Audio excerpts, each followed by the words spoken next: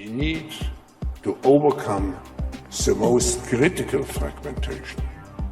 And the most critical fragmentation is between those who take a constructive attitude and those who are just bystanders, observers, and even go into the negative, critical, and confrontational attitude.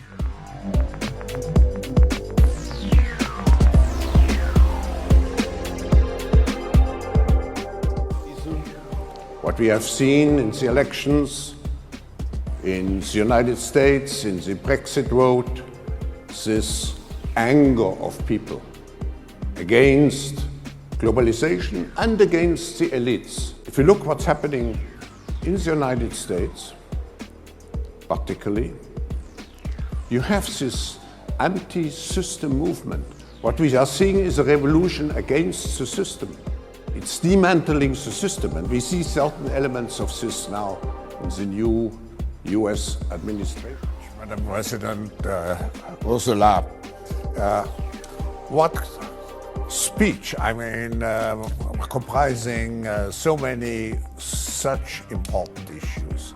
I just would like to highlight what you said about the European Chips Act, because it's a very important step to create the physical brain for digitalization. A keen advocate of technology power, is connected to Australian government decision makers, and in this interview in 2016, he reveals when humans can expect to be implanted with microchips. Certainement dans les 10 années à venir.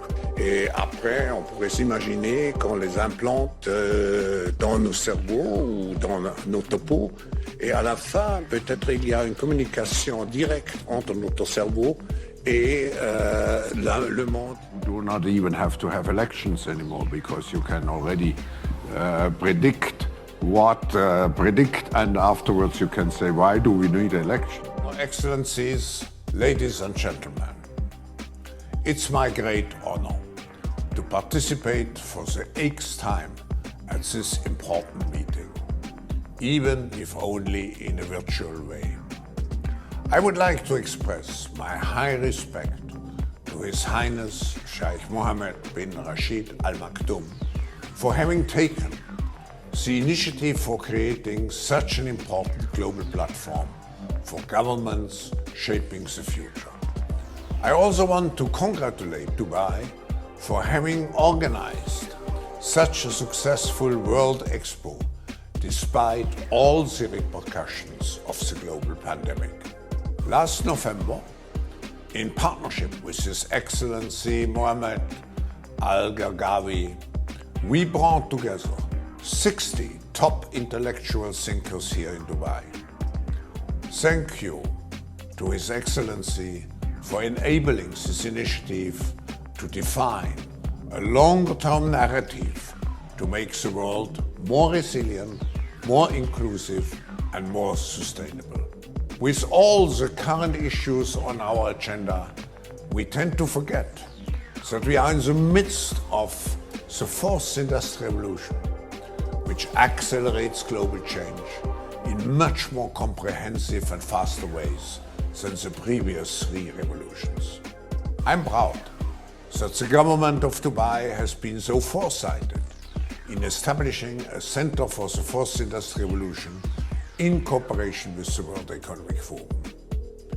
The objective is to quickly recognize the potential of new technologies, as well as develop the necessary ethical and political frameworks around those new technologies to ensure that those technologies are human-centered and society-oriented. The world has to overcome not only the damage done to our economies and our societies by COVID-19, it also has to confront the repercussions of a dangerous clash between major global powers. History is truly at a turning point. We do not yet know the full extent and the systemic and structural changes which will happen. However, we do know that global energy systems, food systems and supply chains will be deeply affected. In times of crisis, the role of governments is more important and more relevant than ever. What is also needed is a summit like this one to go beyond crisis management and to look into constructive ways we can build our common future. Our futures are intrinsically connected to one another, as the profound challenges to mankind, such as climate change, are globally interconnected and require collaborative responses. In conclusion, and despite all the challenges, we have to uphold our responsibility, which we have towards the next generation, and which we can only fulfill through collaboration on a national and on a global level. I wish you an impactful and successful meeting.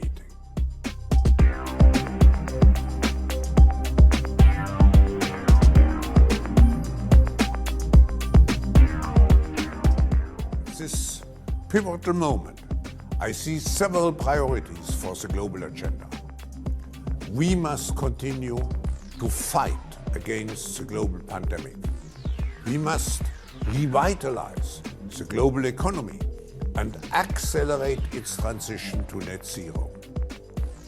We must preserve biodiversity by deploying nature-based solutions, and we must narrow the gap between the rich and the poor to achieve more sustainable global development.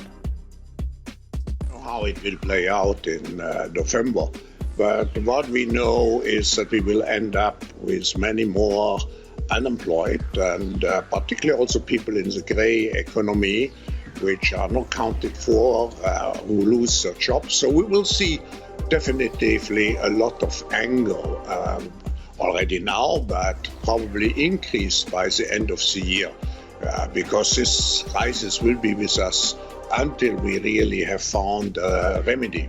So we have to prepare for a more angry world, and how to prepare? It means to take the necessary action to create a fairer world, to see that we provide everybody with decent access to the health system, that we make sure that those people who are really left behind, and I'm not speaking only on national levels, I'm speaking also internationally. If I see now the tragedy in some of the emerging countries like South Africa, like some countries in East Asia, I think it's all, I don't have too many remedies. The remedies have to be discussed through dialogue by the stakeholders of our global system. Three major takeaways. First, the World Economic Forum is now very much engaged into this initiative of shaping a great reset for the post-corona era.